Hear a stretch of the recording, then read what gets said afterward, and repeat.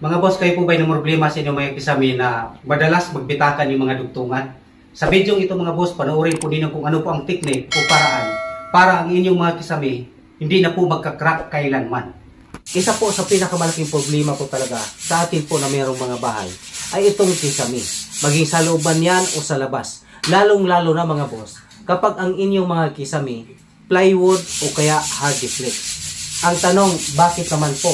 Dahil sa totoo lang po, real talk lang po ito. Hindi po abuti ng 10 taon, makikita niyo na po yung problema sa inyong kisame. Magbitaka na po siya.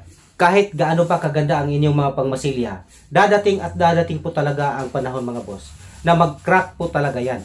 Lalong-lalo na kapag hardiflex o kaya facing board ang inyong mga kisame. Dahil pabago-bago po ang temperatura po sa ilalim po ng kisame. Magdepende po sa bubong ninyo. Dahil kapag yero at walang insulation, ang mangyari po mainit po sa loob ng kisame. At gagalaw po yung inyong board, yung inyong plywood o kaya yung inyong mga hardiflex. Gumagalaw po yan. Pagdating sa gabi, magbabago na rin po. So bumabalik po sa dati. Sa kakagalaw po niya, talagang magbibitak po siya. So kung kayo po isa po sa mayroong problema sa inyong mga kisame, ayon po sa aking mga binanggit po kanina, ang video na ito mga boss, ay para po sa inyo.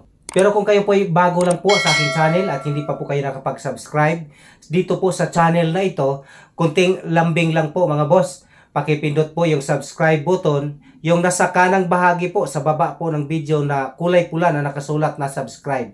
Tapos pindutin nyo po yung notification bell para updated po kayo lagi kung ano man yung i-upload ko po dito po sa channel na ito. At huwag po niyong kalimutang mag-like mga boss, importante po yun sa akin. At para po sa mga nakasubscribe na po, maraming salamat po sa inyong pagbisita muli. At huwag lang po niyong kalimutang i-like itong video na ito.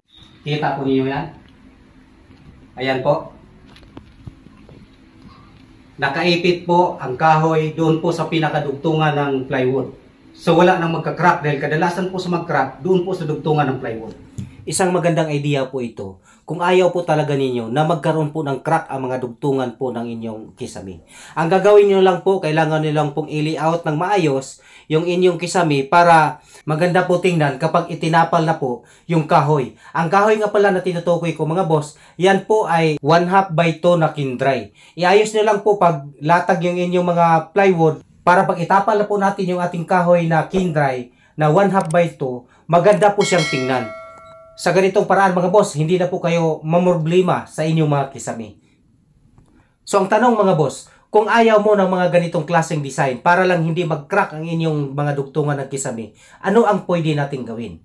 Ang pwede po natin gawin mga boss, i-design po natin. Gawin po natin na ang bawat dugtungan ng inyong kisame, magkaroon po siya ng gap.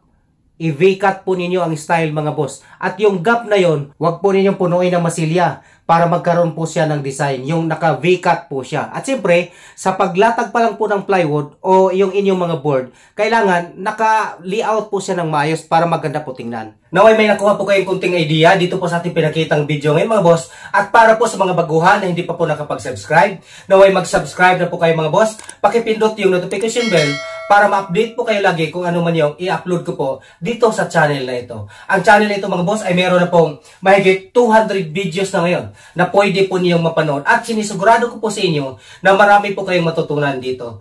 Huwag po niyong kalimutang mag-like at mag-comment kung meron po kayong mga katanungan. At kung hindi po ninyo mamasamain mga boss, paki-like at follow po yung aking FB page na Paint and Varnish Solution. Maraming salamat po!